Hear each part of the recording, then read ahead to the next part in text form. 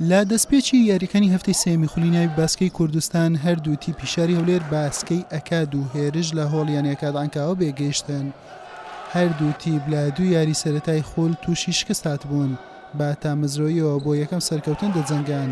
سەرەتا ئەکادی خاوەن ماڵ باشتر دەرکەوت و لە ماوەکانی یەکەم و دووەم پێشکەوت بە ئەنجامەکانی 15-11 و 18-17.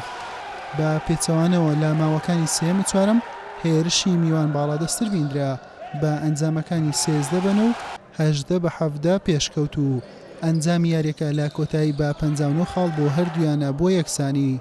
5 خولەک کاتی زیادکراودرا تاوەکو تیپی براوە دەزشان بکرێت. ئەکات خاڵی زیاتری کۆکردەوە پێشکەوت بە ئەنجامی 17-9. بەمەش لە یاریەکە بە جیاوازی 8 خاڵ و بە ئەنجامی 76 بە 68 براوە بوو.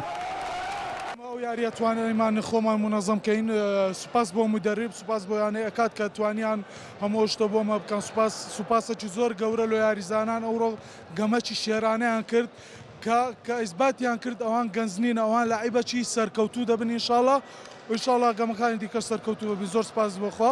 یاریشی خۆش بوو، پیرۆزبایی لە نادیە کاتی شەکەم بەڕاستی یاریشی باشمان کرد، بەڵام بەخت یاوەرمان نەبوو، ئێمە ئەغڵاتی زیاترمان هەبوو لەوان. ئینشاڵڵا بۆ یاریەکانی داهاتوو حەقی بۆکەینەوە. یانی ئەکاد لە سێ یاری ڕابردووی خاوەنی تەنها سەرکەوتنێکە و تووشی دوو شکستیش هاتووە. لە بەرامبەردا هێرش لە هەر سێ یاریەکە تووشی شکست هاتووە، تامی سەرکەوتنیشی نەکردووە. لە هەفتەی چوارەم هەینی داهاتوو هێرش دەبێتە میوانی سۆلاڤینۆ لە کەرکووک و ئەکادیش دەبێتە میوانی زاخۆ.